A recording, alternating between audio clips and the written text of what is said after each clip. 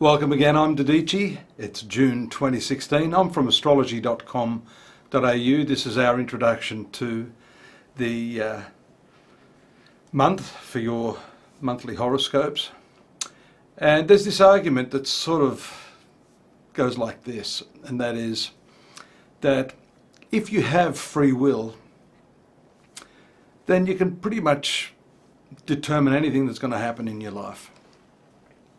All your diaries would be like clockwork. All of your ambitions and creative visualizations would come true, correct? You'd be able to avoid a lot of the accidents, injuries, illnesses.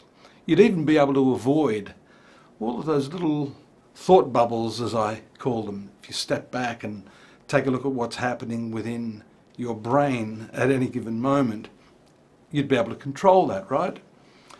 You wouldn't want that sort of horrible TV jingle going round and round like a cracked record, would you? You'd be able to say, no, my free will determines that I do not want to hear that music anymore.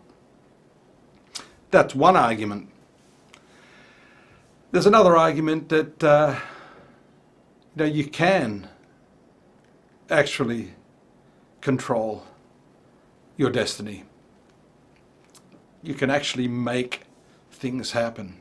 And the only reason that first argument is valid is because we haven't yet disciplined ourselves to that point. We're like yogis who can control their heartbeat for quite a few minutes, or do extraordinary things with their bodies, or for that matter, successful people who seem to be able to achieve a hell of a lot more than other mere mortals. After all, we only have 168 hours every week, each and every one of us. So what is it that those people have? What is it that those people do to achieve their happiness that we mere mortals don't or can't? I guess it does have a lot to do with discipline. It has a lot to do with your upbringing. It has a lot to do with how well you're able to focus and to, shut out all those extraneous things in life, those bad habits that constrain you from achieving what it is that you want. Some people like to think, with another argument, that there's a middle path. There are some things that we can predetermine and other things that are somewhat fated. The argument of, for example, serial killers being born. Is it nature or nurture is the question. Even in the realms of psychology, there are some who believe serial killers are born. Others who believe that, the predisposition is there, but certain environmental factors will trigger those genetic predispositions. So what do you think? I mean, how do you feel if you look at your particular life? I mean, if I asked you to go back 20 years and pull out your diaries and your life plan, is this moment right here, right now, where you would have chosen to be? And come on, be honest about that. Astrology has its own views, and again, within astrology, there are differing views. There are the fatalists and the humanitarian astrology, the humanist astrologers, the ones that believe you have free will to determine what it is you want to achieve. I find that curious, actually, because, when you look at the 12 star signs, this is my character, this is how I am. I guess if you're an Aries and you have a predisposition towards impatience, aggression, impulse, that sort of thing, you're able to maybe tone that down. But then another astrologer will say, but that's only because Mars has a nice aspect from the moon or from Jupiter or from Venus. So then again, we fall back on this, I guess, predestination idea. If it's written in your horoscope, to what extent are you able to change that? Well, I'm going to let you in on a secret. I tend to believe that everything is predetermined. Absolutely every single thing. And that doesn't mean we can't slip into a mode of free and choiceless awareness, which in a sense gives us the ability to transcend the everyday events, even down to those thought bubbles that I was talking about. That stepping back into oneself affords us the opportunity to realise that first and foremost we are not the object that is referred to in the astrology chart. You are not simply a being of flesh and bones and emotions and thoughts and memories and fears and dreams and aspirations.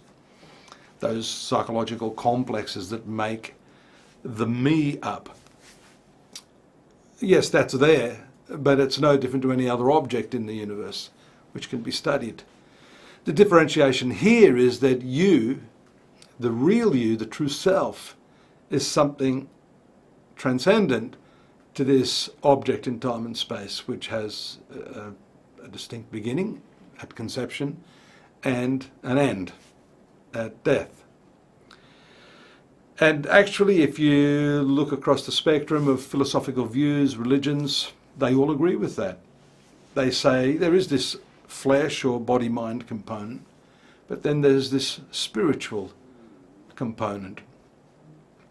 So this is, to me, a radical departure from the argument of fate and free will, in a sense that, you know, this object in time and space, which has a finite beginning and a finite end, actually has either some control or free will, or it does not. I think it goes beyond that. I think it goes to the point of, and I like this analogy of the mirror, which reflects everything in it, but is never affected by any of those events.